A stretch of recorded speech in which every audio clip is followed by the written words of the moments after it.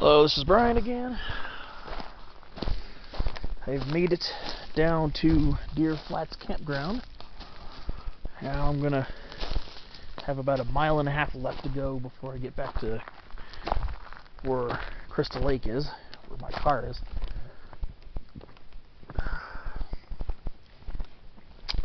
Last video cut out on me pretty badly. Well, not lost. Ran out of memory. So I pop in a new memory card. Yeah, it's a pretty nice looking campground here. There's a little wood sign there. Must be a little trail or something.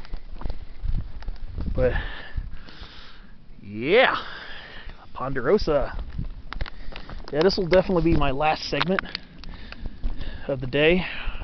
After this, I am done recording. Oh, I think there's some coulter pines down here too. But look at this. Look at this majestic Ponderosa right here. Yeah, nice tree. And this one's got lots of acorn woodpecker holes in it. I think we're about an elevation of 6,400 feet right here. So that's why the Ponderosas are much more common. What's this here? Sunset Ridge Trail. I don't know exactly where it goes. Just gonna follow the road out of the campground. Not exactly sure where this goes, but it looks like it goes through the campground. It goes up this way, and it goes along that way apparently.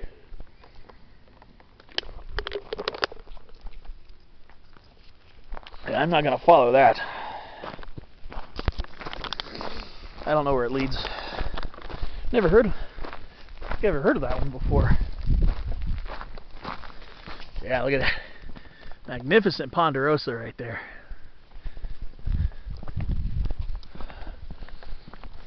Yeah, this is quite a lovely area, I gotta say.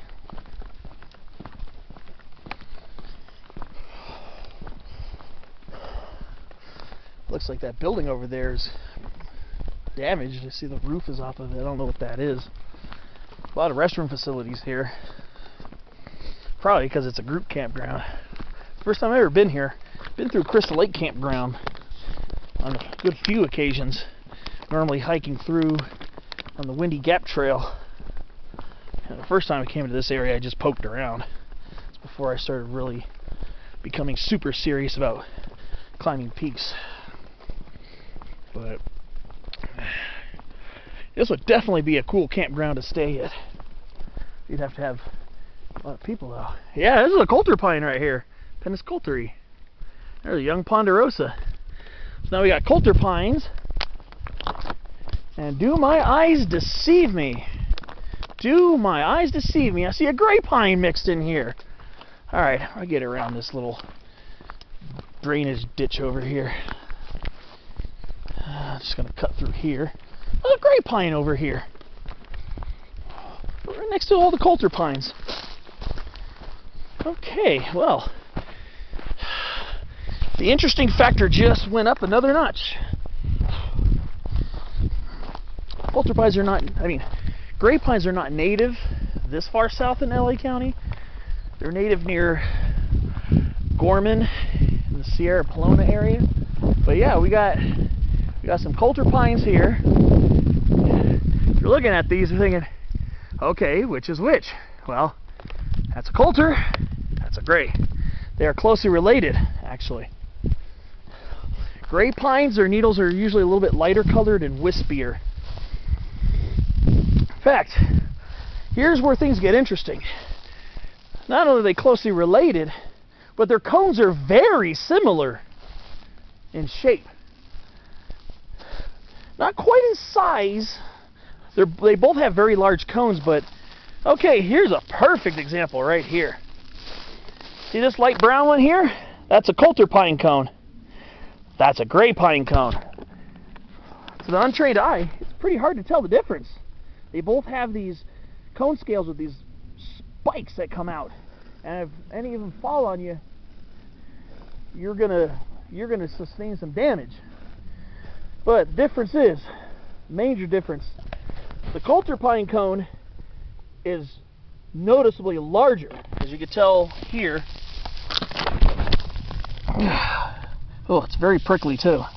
A lot more prickly than a ponderosa cone. Very heavy too. It's kind of hard for me to hold it in one hand without lifting it. Gray pines, they're significantly smaller, but again, very similar shape.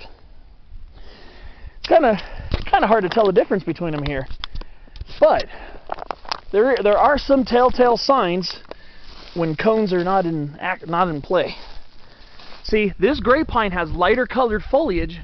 The needles are wispier. They're wispier. The needles are wispier on a gray pine. So when viewing a gray pine backlit by the sun, it kind of looks like a ghostly pine. It's another name for it is ghost pine. Now the coulter pines, needles they're long too, just like the gray pine. The needles are long, but they're not quite as wispy. And telling a mature gray pine from a mature coulter pine without analyzing cones is fairly easy, because when gray pines get larger, they become quite irregular. Coulter pines, they can get irregular too, but they're generally upright like that. And with age, eventually the leader will split into multiples at the top, but there's one main trunk and it's generally straight up. But look at this gray pine right here. Look at it, it's a little bit crooked. They're not nearly as formal in shape when they're young adults. In fact, once they become old enough and large enough, they end up having leaning trunks, forked trunks that fork fairly closely to the ground. So, kind of a neat little find here. I guess this could double as my spotlight on trees, but nah, I'd rather do a full in-depth video on the gray pine. Well, gray pines are not really native here to the San Gabriels, but they have shown a tendency to start naturalizing after fire, which is what causes them to reproduce, especially in mass.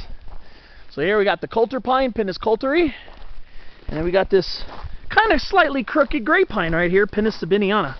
Two very closely related trees. But you could tell the darker green, see the darker green of the coulter pine and the lighter grayish green of the gray pine. This tree is pretty relatively formal, but once it gets a little bit older, it'll probably end up forking and branching in weird directions. They're very charismatic pines of generally the foothills of the Sierras and the inner coast ranges, but it's kind of neat to see. Kind of a neat way to end a video. I didn't expect to see a gray pine planted over here. And that's the only one I've seen around here. I've seen them planted here in the San Gabriels on numerous occasions. Over by Charlton Flats, but right where the little restroom section is by the highway, there are a few gray pines there. So you can find them here, planted, and sometimes they do naturalize occasionally. But here we got predominantly coulter pines right here. You can tell. I think that's the only gray pine I've seen so far. That's the only one. It's kind of rogue. Maybe the people who planted it maybe mistakenly thought it was a coulter pine. Anyway, that mistake can easily be made. But that's cool. I didn't expect to see that. So yeah, these are some pretty decent coulter pines right here. You can see coulter pines, they start developing multiple leaders high up in their trunks when they start getting older, as you can see there. But yeah, it looks like we got ponderosa and coulter pine down here. Apparently a gray pine. So it's kind of neat. Kind of a neat little find. Yeah, I'm glad I came down this way and I found something I didn't expect to see.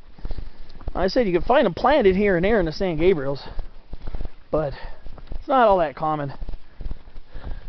At least not in my experience. You're far more likely to see coulter and sugar pines. Pardon me. And we got lots of nice ponderosas here too. Young ponderosas with the dark trunks. It's because they haven't, their bark hasn't matured into wide yellowish plates. But yeah,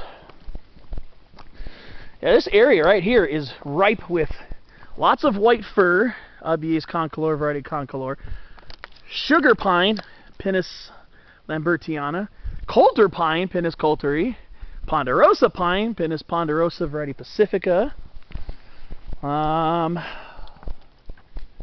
I just saw one. Where did I just see it? Okay, there, that tree right there, that really loose tree right there. That's a big cone Douglas fir, Pseudotsuga macrocarpa. So, and just up on that ridge, you got Jeffrey pines too. So, and you got incense cedar around here too somewhere. Yeah, Colosages decurrens. Ah, I haven't seen one of these since the last time I was in the Buckhorn area along Angeles Crest Highway. The famous leaning incense cedar, Colosages decurrens. Ah, I usually see leaners like that over in the Buckhorn area and the Cooper Canyon, you know, the Burkhart Trail. Alright, well, that's not a big cone Douglas fir, that's a sugar pine. Sure looks like a big cone the way it's all sprawled out. Well, there was a big cone Douglas fir up that way. That I know. But yeah, this is quite a lovely area. I'm really happy that I came down a different way today. So my adventure was multi-layered today. Yeah, that's a sugar pine. I thought it was a big cone Douglas fir. They can be very similar in profile. Very similar in profile. Sometimes you actually have to get quite close to them to tell. But just by looking at the needles from here, I could tell it's a sugar pine. There's another very nice ponderosa. Video quality is probably going down because the sun's behind the ridge. But a beautiful ponderosa. This is a really cool campground here. Ooh, this would definitely be a place for me to car camp. But then again, I'd have to have a group of people with me. And I'm usually the Lone Ranger. I usually hike solo. About anywhere between 90 to 98% of the time, I hike by myself. I don't meet a lot of people who are down to really do these hikes. But then again, it gives me a chance to kind of reflect on everything by myself. Now, speaking of big cone Douglas firs, am I gonna make that mistake again? Yeah, that looks like a big cone right there. But yeah, look at that.